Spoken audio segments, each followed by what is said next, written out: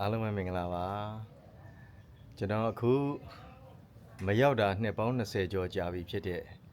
အရန်ကိုလှပတဲ့ကော့တောင်းကိုရောက်ပါပြီခင်ဗျအဲ့တော့ဒီနှစ်2026တကြံတွင်လုံးကိုကျွန်တော်ကော့တောင်းမြို့ရဲ့ဗဟိုမန္တမှာတချင်းတွေတီးဆူဖျော်ဖြေပြီးတော့ဖြတ်တန်းမှာဖြစ်ပါတယ်အားလုံးကော့တောင်းမြို့ကြီးမင်္ဂလာပါ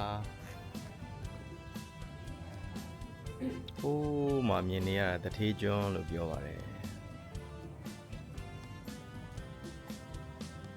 ဒါအခုကျွန်တော်တဲတယ် Victoria Cliff Resort ကနေပြီးတော့လှမ်းမြင်ရတဲ့ရှုခင်းပါဗျာ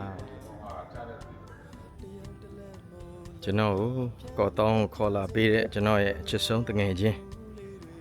စစ်သွေးကျေးဇူးများတင်ပါတယ်တငယ်ချင်းကောင်းကလေးမို့လို့မတော်ဘူးလေးတွေပန်းစင်ထားသူရေပျော်ပျော်ရွှင်ရွှင်တီးမောကြတဲ့ပွဲမှာငုံနေရှာတဲ့ပန်းမတော်ဘူး